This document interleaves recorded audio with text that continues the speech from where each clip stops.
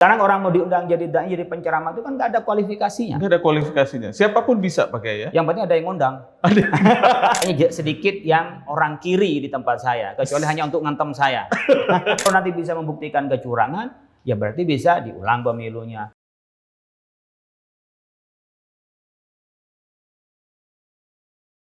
Bismillahirrahmanirrahim. Assalamualaikum warahmatullahi wabarakatuh. Bertemu lagi dengan podcast UIN Jakarta, UIN JKT TV. Hari ini kita bertemu dengan Kiai Khalil Nafis PhD, dosen Fakultas Ekonomi dan Bisnis. Namun beliau juga sebagai pimpinan dan pengasuh pesantren Cendekia Amanah. Assalamualaikum Pak Kiai. Waalaikumsalam. Sehat Pak Kiai ya? Alhamdulillah. Terima kasih Kang Deden sudah hadir ke sini. Oh, alhamdulillah. Kita sangat senang bisa bertemu antum yang di tengah-tengah kesibukan yang luar biasa baru pulang dari Aljazair ini masih bisa podcast dengan kita. Alhamdulillah. Pak Kiai, kita ingin berkenalan. Dulu Pak Kiai pesantrennya di mana Pak Kiai? Saya itu pesantren salaf, salaf itu artinya hanya belajar kitab kuning, mulai dari Jerenguan, Sampang, Madura. Oh Madura. Gitu. Masih kecil saya karena saya memang orang Sampang, sekolah di dekat rumah. Itu usia SD? Usia SD. Usia sanawiyah saya mondok ke pesantren Sidogiri. Sidogiri, Pasuruan? Pasuruan. Itu sanawiyah selesai, tugas, selesai itu saya menamatkan aliyahnya di Al-Miftah, Madura juga Pamekasan. Pamekasan, aliyahnya Pak Kiai. S1? Saya kursus bahasa Arab dulu 3 tahun di Lipia. Oh Lipia? Lipia, Lembaga Ilmu Pengetahuan Islam dan Arab, saya sebut dengan kerennya tuh Jamiatul Imam Ibnu Saud, itu kerennya. Indonesia Lipia. Iya, Lipia, Lembaga Ilmu Pengetahuan Islam dan Arab. Kemudian saya masuk Iqdad Lugawi, bahasa takmili, sastra bahasa Arab, kemudian masuk di syariah. Syariah itu Muqarranatul Madzhab ya, di sana perbanding mazhab. Jadi saya kuliah 7 tahun di Lipia itu sambil S1 di UIN Syarif Hidayatullah. Double berarti Double. Di UIN saya ngambil tarbiyah. Dulu ada namanya kependidikan Islam. Bahasa kita manajemen pendidikan ya. Iya, nah, kerennya begitu. Manajemen pendidikan dulu, kependidikan Islam. Itu dua kuliah itu gimana mengaturnya Pak Kiai? Saya 3 malah saat itu. 3 apalagi? Sambil pendidikan kader ulama. PKU. Jadi sebelum PKU saya PKM, pendidikan kader mubaligh. Itu yang dilaksanakan oleh Kodi DKI. Iya, itu selesai tahun 98 saya sambil kuliah di Lipia, sambil kuliah di UIN itu. Kemudian saya sambil PKM dan PKU, pendidikan kader ulama. Tapi dulu saya di UIN itu bukan yang langsung UIN, yang dari Aziyadah. Oke. Nah, ujian negeri, UNC itu namanya ujian negeri cicilannya itu baru ke UIN gitu ya. Baru selesai itu saya S2 di UIN Syarif Hidayatullah Jakarta. S2-nya di UIN Jakarta. Di SPS. Kemudian S3 saya di Malaya University, Malaysia. Dan alhamdulillah di Malaysia itu sedikit bangga ya. Saya termasuk PhD cemerlang. Orang sini kumlot ya. PSD-nya. Dapat hadiah dulu itu 15.000 ringgit. Saya selesai tahun 2010. Berapa rupiah kalau dirupiahkan? Rupiah ya kalau 15.000, kalau sekarang dulu masih 2.500 ya, sekitar 25 jutaan. Oh, alhamdulillah. Oke. Tapi selama saya di sana beasiswa dari Malaysia. Full ya? Full. Awalnya daftar biasa, terjun bebas selama semester, kemudian saya mengajukan beasiswa, dapat beasiswa ya, tuition fee-nya free, tidak ada bayar SPP, kemudian juga per bulan saya dapat 5.000 ringgit uang saku. Kemudian tempat tinggal bebas saya sendiri. Tapi saya dapat biaya riset juga. Biaya per tahun itu saya dapat 7.000 ringgit saat itu. Jadi kuliah S3 berapa tahun itu? Saya juga kuliah S3 hanya 2 tahun setengah. Wah, luar biasa. 2 tahun ini selesai, cuman external examinernya itu yang lama. Di sana kan setelah bikin disertasi. Kemudian dilempar ke penguji eksternal. Dari eksternal itu yang menunggu sampai 8 bulan untuk mendapat jawaban itu. Sebenarnya 1 tahun setengah saya sudah selesai. Saya sederhana saja nulis disertasi itu, sehari 1 lembar, 1 halaman. Itu tentang apa itu Pak Kiai? Saya tentang Takninus Syariah fil Bank Al-Indonesia. Proses mengundang-undangkan dari fatwa DSN MUI menjadi perbankan syariah itu dan lembaga keuangan lainnya. Baik Pak Kiai, dari serangkaian itu luar biasa ya. Sembari juga mendirikan pesantren Cendekia Amanah. Nah itu bagaimana ceritanya Pak Kiai? Saya tuh senang sibuk mulai dulu. Jadi susah berhenti, susah diam ya. Saat saya kuliah 3 itu PKU, Pendidikan Kader Ulama, di Aziada itu yang afiliasi ke UIN, kemudian di Lipia. Saya juga saat itu jadi ketua PMII. PMII cabang? Cabang Jakarta Pusat. Jakarta Pusat. Itu perpecahan pertama ya, dulu kan DKI jadi 1, kemudian pecah jadi Jakarta Timur, Utara saya jadi ketua PMII saat itu. Jadi sampai sekarang kalau kalau diem itu malah sakit gitu ya. Sakit ya. Jadi harus sibuk. Malah harus sibuk, pokoknya harus ada yang dikerjakan. Gitu. Jadi seperti sisa waktu ya saya bisa laksanakan sambil berorganisasi, sambil jadi dosen. Nah, kepikiran saya terakhir itu, iya ya saya ke sana kemari ngajar, ke sana kemari mungkin saya juga aktif di organisasi. Sekarang saya sekarang ketua pimpinan di MUI, ketua MUI, di PBNU saya Rois Syuriah. Saya pikir-pikir apa yang saya bisa langsung punya basis sosial. Nah, yang paling mudah adalah pesantren. Nah, Allah menakdirkan tahun 2012 saya kepikiran itu, 2017 saya mendapatkan tanah ini. Dulu tuh empang, awalnya cuma 1 hektar, alhamdulillah sekarang udah 1,5 hektar. Dulu kalau beli tanah di sini cuma 500.000, sekarang kalau beli tanah di sini sudah 10 juta. Jadi nggak cukup lah gaji dari UIN itu. Nggak ada. Jadi perjalanan panjang dakwah inilah yang ingin kita potret Pak Kiai. Jadi dari SD sampai S3 pun juga bahkan nulis disertasi pakai bahasa Arab ya Pak Kiai. Pak Kiai, tantangan dakwah hari ini itu apa sih Pak Kiai? Adalah post-truth. Apa itu post-truth? Jadi orang yang hanya ingin mempercayai dan mengambil sesuai yang ia pikirkan. Misalnya? Jadi contoh, saya nih percaya, gampangnya ada, bahwa Islam itu harus menjadi negara. Islam itu harus menjadi dasar negara. Islam itu harus formal menjadi konstitusi negara. Dia udah percaya itu saja. Dia udah nggak nerima dialog siapa lagi. Kemudian dia hanya mencari guru yang menurut dia adalah benar. Kemudian cara memahami Islam sebagai konstitusi negara, persepsi dan perspektif dia. Tidak mau nerima dari yang lain. Makanya kalau ketika nerima informasi, judulnya yang mirip yang dia ketahui, dia percaya. Tanpa dibaca, kadang-kadang di-share. Mencari guru yang menurut dia adalah sesuai dengan frame-nya dia. Jadi sekarang menjadi guru yang kadang-kadang takut kehilangan murid, dan murid yang menentukan guru. Murid yang menentukan guru. Dia menentukan guru. Jadi sekarang saya hanya berguru ke sini. Ya kan kita bisa menemukan di media sosial ya, saya di Twitter, di Facebook. Saya tidak ngaji, saya tidak ngerti agama, tapi guru ini salah, kiai ini salah, kiai nggak benar. Nah, gimana dia nggak ngaji bisa nyalahin orang? Nah itu yang muncul sekarang, dan mereka adalah berani tampil. Ya. Orang-orang ini yang tanda tidak punya ilmu berani tampil. Berani tampil dan mengambil alih kepemimpinan di bidang keagamaan yang dia tidak ngerti. Otoritas keagamaan. Otoritas ngisi pengajian dengan modal public speaking. Maka saya bilang sekarang yang pinter jangan ngalah. Yang pinter jangan ngalah. Ini maka poinnya saya setuju gimana dengan UIN ada podcast begini. Saya termasuk dulu tuh malas masuk untuk tampil di TV. Iya malas. Tapi daripada saya ngerutu di belakang sementara di depan orang yang nggak ngerti. Ruwai bidah. Bahasanya hadis itu ruwai bidah. Orang nggak ngerti agama tapi dia yang sok menerangkan agama. Daripada saya nyalahin orang, kenapa nggak saya aja yang tampil? Itu sebenarnya dasar awal mengapa saya aktif di televisi, aktif di media sosial. Saya punya Twitter, punya IG, punya TikTok, punya web, punya YouTube, saya punya semua. Jadi saya lakukan itu untuk apa? Daripada saya ngerutu sendiri, katanya ngomel-ngomel sendiri, karena ingin menyalahkan orang yang tidak layak tampil kemudian tampil. Saya kan sekolah sampai S3 ya bodoh-bodohnya ngerti lah gitu ya kan. Tentang agama ya. Tentang agama ngerti gitu dibanding orang yang dari kecil mamanya tidak belajar agama baru sadar satu kemudian jadi mufti. Nah, untuk menghindari itu ya saya maju lah. Dan sekarang yang dihadapi kita tantangannya adalah hilangnya tawadu. Hilangnya tawadu dari seseorang untuk menyampaikan agama. Kalau dulu kan kita ngerti saja bilang, aduh silakan Bapak dulu. Iya. Nah, kalau kita itu tawadu itu tawadu. Dan sekarang kalau terlalu tawadu kita nggak kebagian. Betul.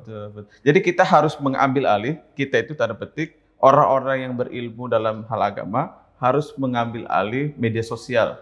Media sosial dan di publik masyarakat.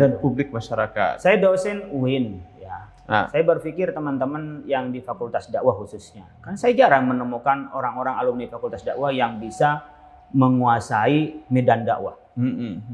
Berapa sih orang yang terkenal di bidang dakwah itu yang alumni Fakultas Dakwah UIN, baik Jakarta maupun seluruh Indonesia?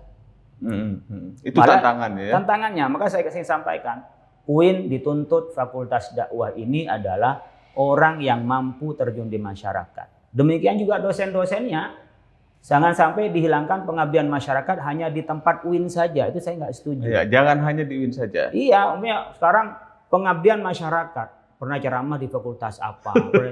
Saya sekarang khutbah, saya ceramah di luar nggak dipakai itu pengabdian di UIN itu. Iya. Karena tidak pas dengan BKD. Iya, itu urusan. BKD ini kan mengkerangkeng kita bahwa dosen yang pinter itu nggak dihitung ke pengabdian masyarakat di luar. Iya. Akhirnya apa? Yang di luar itu adalah orang yang nggak ngerti agama. Itu mirip dengan dulu umpamanya ketika ASN orang ngerti nggak boleh berpolitik. Akhirnya orang yang punya moral politik nggak bisa berpolitik. Nah sekarang orang yang punya ilmu nggak boleh turun atau tidak dihargai turun. Bukan tidak boleh, tidak dihargai turun. Dengan apa tidak dihargai? Tidak masuk dalam laporan BKD. Dulu masih ada undangan ini, khutbah di sini. Sekarang dihitung kalau di UIN saja. Jadi menurut saya perlu dibuka ini. Iya. Agar apa? Orang yang berilmu itu mewarnai masyarakat. Kalau kita punya ilmu tinggi-tinggi, masa hanya cuma di bangku kuliah? Maka penghitungan selain riset, selain juga Dikjar, itu juga ada pengabdian masyarakat yang tidak lingkup di UIN. Betul. Ada atau di fakultas, atau di perguruan tinggi, tapi ke masyarakat. Betul. Jadi Tridharma perguruan tinggi khususnya di bidang pengabdian masyarakat itu harus digelontorkan lagi dan disebarkan ke masyarakat umum begitu Pak Kiai. Iya, biar ilmu ini tidak stuck hanya berputar di dalam perguruan tinggi. Saya pernah ketemu dengan Pak Gufron, mantan Dirjen Dikti itu yang berkenaan dengan orang kalau mau profesor dia harus nulis di Scopus semuanya. Nah, ketika di Scopus itu menjadi ukuran. Saya tanya, kenapa Pak Gufron sekarang jadi direktur BPJS? Karena mengukur tentang keilmuan itu kita nggak repot-repot. Kalau udah masuk di standar ini, Scopus, berarti mereka dianggap capable. Karena apa? Kalau hanya nulis di media, mungkin orang nggak ngerti tentang benar dan tidaknya. Sementara orang menganggap ahli, padahal tidak ahli gitu atau tidak benar, sehingga ada standar. Saya berpikir lagi, kalau di masyarakat nanti, sekarang di Indonesia nih orang ceramah, orang dakwah itu tanpa ada kualifikasi. Maka kami di MUI bikin standarisasi. Standarisasi. Bukan sertifikasi. Standarisasi. Bedanya apa dengan sertifikasi Pak Kiai? Kalau sertifikasi, konsekuensinya bayar. Sertifikasi bayar. Bayar. Guru bersertifikasi. Saya ini dosen sertifikasi. Maka saya dapat tunjangan sertifikasi. Ngapain saya ikut sertifikasi kalau saya nggak dapat tunjangan? Iya. Udah bayar mahal-mahal. Makanya kami tidak bisa mengatakan sertifikasi. Kementerian Agama pun nggak bakalan karena nggak punya duit buat bayar. Untuk bayar para dai. Orang dai berapa yang mau dibayar? Oh, puluhan ribu. Puluhan ribu. Uang sekarang penyuluh aja hanya berapa itu? Kadang-kadang lambat aja juga gajinya. Guru-guru juga honorer banyak yang lambat gajinya. Gimana dengan membayar dai? Jadi kapasitas APBN kita nggak mungkin bayar dai yang di lapangan. Maka kita menggunakan namanya standarisasi. Artinya dai yang berstandar menurut MUI, ini loh kalau mau ngundang. Karena sekarang orang mau diundang jadi dai, jadi penceramah itu kan nggak ada kualifikasinya. Nggak ada kualifikasinya. Siapapun bisa pakai ya. Yang penting ada yang ngundang. Jenengan doktor sampai yang profesor nggak ada yang ngundang. Ini juga nggak ada yang nggak bisa tampil. Iya, karena ada undangan itu. Ada undangan itu. Nah kita batasin. Ini loh para takmir masjid, ini loh para bapak ibu sekalian kalau mau cari dai yang berstandar menurut MUI ini. Tapi kita tidak bisa memberikan sertifikasi karena kami nggak bisa membayar, tapi bisa mengedukasi pada masyarakat. Kemudian kami berkoordinasi dengan produsen-produsen TV, dengan KPI, Komisi Penyiaran Indonesia itu agar yang masuk di TV itu adalah dai yang berstandar. Ini yang bisa kami lakukan dari MUI, standar MUI. Karena apa? Kalau nanti masuk di TV tanpa ada yang standar MUI, kemudian ada marah-marah Kemudian ada kesalahan yang disalahkan ke MUI. Mana MUI tidur terus? Memang MUI punya kewenangan apa? Wong yang ngundang juga nggak pamit sama MUI. Nah, oleh karena itu kami minta yang terstandar begitu di MUI biar nanti kalau ada masalah kami bisa bertanggung jawab. Yang dulu kan ada inna sholata tanha. Nah, ngomongnya tanha begitu tanha gitu kan. Nah, khotnya aja salah. Kalau yang Quran salah kan pasti jadi ya cemuhan banyak orang. Iya, masa tulisan aja salah? Berarti dia nggak paham bahasa Arab ya? Nggak paham bahasa Arab, kemudian baca Qurannya gimana? Baca gimana? Sebentar Al-Quran adalah bahasa Arab. Itu dia. Iya. Nah, dengan demikian Pak Kiai, media sosial ini kan hampir Indonesia ini kan termasuk pengguna medsos terbesar ya di dunia keempat kalau tidak salah. Nah, dengan beragam budaya dan kepercayaan, bagaimana kita membuat dakwah di media sosial itu agar tepat sasaran, Pak Kiai? Pertama, memang menempatkan diri dulu. Menempatkan diri. Jadi bahwa ketika di media sosial itu kita hadir sebagai diri kita. Sebagai diri kita. Bukan hanya sekedar kita ngoceh sana sini seakan-akan kita tidak dikenal orang. Atau kita seakan-akan bukan di hadapan orang. Jadi harus disadarkan dulu bahwa kami hadir depan halayak. Yang semua orang bisa mengakses. Itu yang pertama. Yang kedua, pastikan dulu kita mau di spesifik di mana. Jadi harus ada standing positionnya dulu. Saya posisi yang mana? Saya umpamanya banyak hal yang bisa saya komentari, tapi saya tidak komentar. Saya memposisikan diri sebagai ahli agama. Atau saya konsen di bidang agama. Itu yang saya lakukan. Maka statement yang saya jawab, yang saya sampaikan selalu berkenaan dengan urusan agama. Sehingga menjadi rujukan bagi teman yang sifatnya hanya ingin mencari pencerahan atau orang yang mau memuat. Seringkali umpamanya saya bikin statement itu saya taruh di Twitter saya. Sehingga kalau ada salah kutip, ini loh aslinya. Atau ada yang mau memframing atau mau bikin bluffing gitu, ya kita bisa cross check nih loh yang saya sampaikan. Ini salah kutip nih sebenarnya. Jadi kita bisa memanfaatkan. Memang kalau berkenaan dengan yang lebih high class, kita taruh di Twitter. Kalau yang ada hiburan dikit-dikit, taruh di IG. Tapi ada statementnya. Yang untuk kalangan umum, canda-canda, itu bisa di Google. Di Facebook. Tapi kalau hiburan, sambil juga kadang-kadang ada edukasi, saya taruh di TikTok itu. Tapi kalau yang sifatnya keterangan lebih panjang, saya taruh di YouTube gitu. Nah, jadi saya lakukan itu untuk memastikan posisi saya memberikan warna di publik. Dan alhamdulillah saya kemarin buka-buka nggak tahu tiba-tiba ada yang nulis skripsi di Fakultas Dakwah tentang dakwah saya di Twitter itu. Seperti apa? Saya pikir saya tidak tahu dan tidak konsultasi dengan saya. Saya tahunya nggak ada. Tapi sekedar saya buka. Saya seringkali melihat saya itu siapa. Saya cari cermin saya, kadang tulis Khalil Nafis berita terkini ditulis apa saja sama orang gitu. Nah, saya sering melihat itu untuk memposisikan diri itu di mana. Oleh karena itu di media sosial pastikan saya ini hadir adalah diri saya dan saya akuntabel. Saya bisa mempertanggungjawabkan diri saya sehingga kita tidak salah-salah, tidak asal ngamuk. Karena sekarang di media sosial juga bisa masuk bui juga kalau kita salah-salah memberi statement, dan itu dibaca sebenarnya bagian dari PR diri sendiri. Sebenarnya diri sendiri itu apa? Kita kan sebagai dakwah itu PR sebenarnya. PR dari Islam saat yang bersamaan adalah PR dari diri kita sendiri. Pak Kiai, jadi dalam berdakwah kan ada dai, pesan dan mad'u atau objek. Nah, berarti positioning kita dalam memilah-milih mad'u juga harus jelas ya. Itu juga akan bergantung kepada pesan. Nah, seperti apa pesan-pesan yang pas di media sosial itu, Pak Kiai? Saya kan bisa melihat mad'u saya. Artinya karena follower saya dan viewer saya bisa membaca. Range umum. Gitu umum, Islam perkotaan, sebagian warga Nahdliyin, sebagian warga Muhammadiyah, ada yang umum, ada yang bisa dilihat ya. Bisa dilihat gitu loh. Tapi kayaknya sedikit yang orang kiri di tempat saya, kecuali hanya untuk ngantem saya. Ada ya Pak Kiai? Ada, saya kan tentu wah ini orang-orang kiri nih. Wah kadang-kadang yang memang sengaja buzzer masuk ya saya blok aja kadang-kadang karena komentarnya malah tidak sopan gitu ya. Saya kasih peringatan, tolong jangan boleh membantah, boleh, tapi jangan sampai yang tidak sopan, yang seterusnya. Kalau yang diingatin sekali 2 kali tidak, saya blok.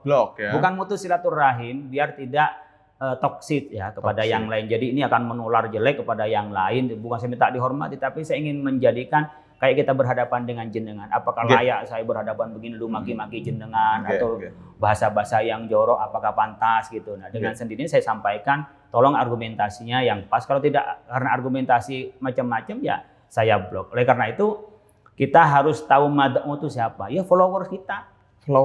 Follower itu siapa? Jadi kita itu di situ sebenarnya. Karena kalau yang tidak ada interest sama kita nggak akan ada followernya.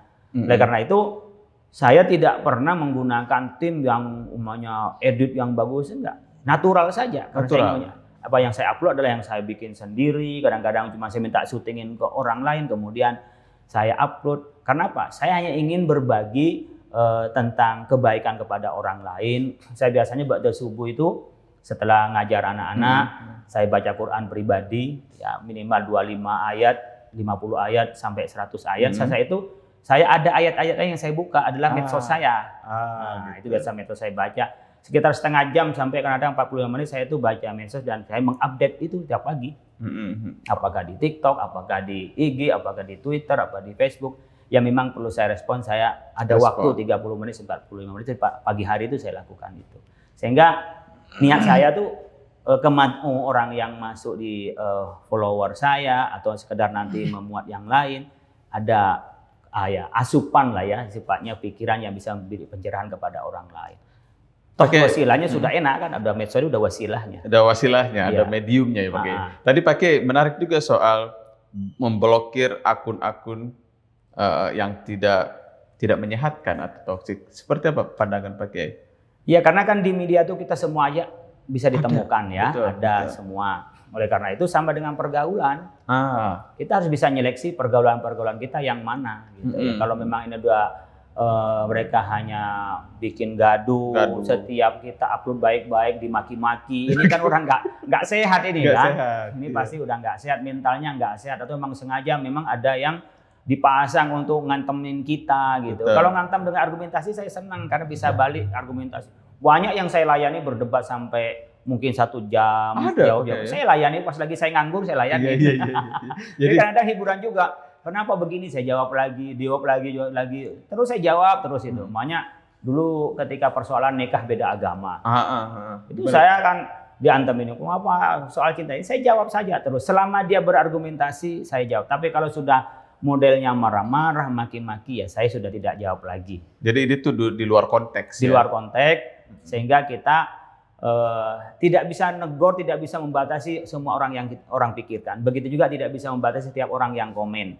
Hanya kita bisa batasi diri sendiri. Saya tidak mau berbaur dengan orang yang begitu, sehingga akan merusak pikiran saya. Nanti kalau yang itu yang banyak ke kita, saya merasa dibenci oleh banyak orang. Nah, begitu juga orang yang nyanyi juga saya tidak senang juga. Jadi kita ingin interaksi yang sehat saja, yang bisa memberikan kebaikan kepada yang lain. Jadi saya pikir ada orang yang nggak mau ngeblokir, ngapain aja, diluarin aja. Kalau saya, kalau sudah tidak sehat, karena saya tidak akan pernah memaki-maki orang. Kalau setiap argumentasi sudah dengan maki-maki, diingatkan tidak juga, ya sudah blokir aja. Pak Kiai, belakangan kan isu-isu pilpres itu kan ada polarisasi gitu. Bagaimana tanggapan? Kan ini kan, alhamdulillah pemilu ini kan sedikit meminimalisir, tapi kalaupun ada lagi menghadapi orang-orang seperti ini seperti apa Pak Kiai? Sebenarnya kan itu tadi post-truth, mereka yang didukung hanya itu yang benar. Dan dia percaya dengan itu. Dan percaya dengan itu, atau itu dianggap ini kebenaran agama. Oke. Nah, bahwa ini kan kebenaran relatif. Menurut kita ini yang bisa memperjuangkan agama kita, tapi itu bukan agama gitu ya. Jadi kita bisa lebih rasional, seperti halnya mendukungnya pun juga dengan cara taat hukum, jangan sampai melanggar hukum.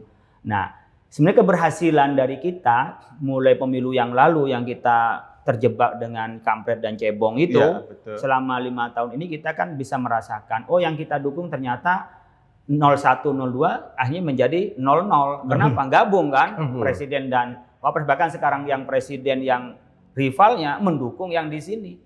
Yang sekarang dulu yang didukung oleh PDIP pun dengan Pak Jokowi sekarang kelihatan ada retaknya. Gitu. Sehingga orang disadarkan bahwa politik itu dinamis. Nah, politik itu bukan given seperti akidah, bukan. Itu dinamis, mana yang maslahah. Nah, menyadarkan seperti ini kepada orang lain berpikir, ngapain saya mati-matian membela dia? Itu akhirnya juga sama dengan yang menurut kita tidak jadi gitu. Terus sekarang bisa balik lagi. Itu disadarkan ke kita. Sehingga menurut saya edukasi di media sosial masing-masing di antara kita, dakwah kita relatif berhasil. Sehingga pemilu sekarang rasional. Oh, ini yang didukung karena ini akan membawa Indonesia lebih baik. Ini yang tidak didukung. Nah, tapi soal kita memilih atas dasar agama, iya, tapi dipakai yang menurut kita yakini itu benar. Tapi tidak berarti menganggap yang lain kafir. Nah, ini. Menganggap benar itu penting loh. Kalau nggak ada, kita berarti tidak percaya diri. Betul. Tetapi menganggap benar lalu menyalahkan orang lain itu yang salah. Nah, karena itu sekarang riak-riak sebelum diumumkan atau setelah diumumkan nanti ada arah hukum yang itu diproses secara hukum. Tidak diproses secara pengadilan agama gitu lah. Dulu kan diproses di pengadilan agama yang itu diputuskan di masing-masing individu. Ini dosa, ini haram. Enggak, ini proses. Kalau nanti bisa membuktikan kecurangan, ya berarti bisa diulang pemilunya. Kalau ini ada pelanggaran umpamanya berkenaan bantuan bansos melebihi pelanggaran negara, pelanggaran konstitusi, ada mekanismenya di DPR. Jadi yang kita tidak jadi DPR ya paling jadi penggembira, paling pol demo. Jadi orang udah ngerti ada institusinya, tidak ini kafir, ini muslim lalu jihad mati. Jadi kita sudah memahami tentang pentingnya mengklaster permasalahan itu. Jadi masalah ini di klasternya di sini, wilayahnya kita di mana. Nah, ini penting dan sekarang orang udah lebih cerdas ya. MUI udah mengeluarkan tentang fatwa fikih medsos ini. Bagaimana batasan-batasan kita bermain di medsos, bagaimana kita melakukan tabayyun ya, verifikasi dulu fatabayyanu itu. Kemudian bagaimana mereka itu menyebarkan bukan hanya baik, bukan hanya benar, tapi baik. Benar tapi nggak baik nggak disebarkan. Suami istri berantem itu benar terjadi, tapi kan nggak baik disebarin. Betul. Jadi ada unsur benar sebagai data, fakta, tapi tidak berarti setiap yang benar dan sesuai dengan data itu adalah maslahah. Nah, bagi kita yang cerdas, ya kita dikoreksi dulu, ya di sharing dulu, disaring dulu, kemudian ini baik disebarkan. Apalagi umpamanya kayak Kang Deden, wah ini dosen UIN yang menyebarkan.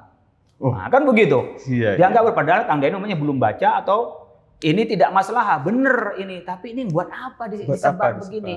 Saya umpamanya nyebarin tentang artis yang cerai gara-gara mamanya kurang disentuh umpamanya sama suaminya. Kemudian dia menggugat cerai. Kalau saya nyebarin itu, apa manfaatnya buat saya? Itu benar umpamanya ucapannya dia di media. Tapi disebarin disebarin Kang Deden, apa maslahatnya? Apalagi nanti yang baca mahasiswa. Walah Pak dosen ini kerjanya gosip aja. Berarti poin utama literasi digital untuk berdakwah itu penting ya Pak Kiai ya?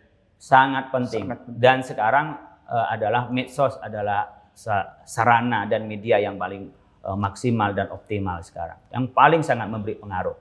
Sehingga poin utama tadi adalah orang-orang yang hanya berdiam diri dan harus mulai berdakwah melalui media sosial. Wajib menurut saya. Wajib ya. Ya, yang pinter dan yang baik jangan ngalah. Yang pintar dan baik jangan ngalah. Sama dengan yang waras jangan ngalah. Nanti yang maju orang yang nggak waras. Itu poin penting dakwah di media sosial bersama Kiai Khalil Nafis PhD. Satu lagi pesan untuk mahasiswa atau dosen bahkan masyarakat umum terkait dakwah di media sosial Pak Kiai.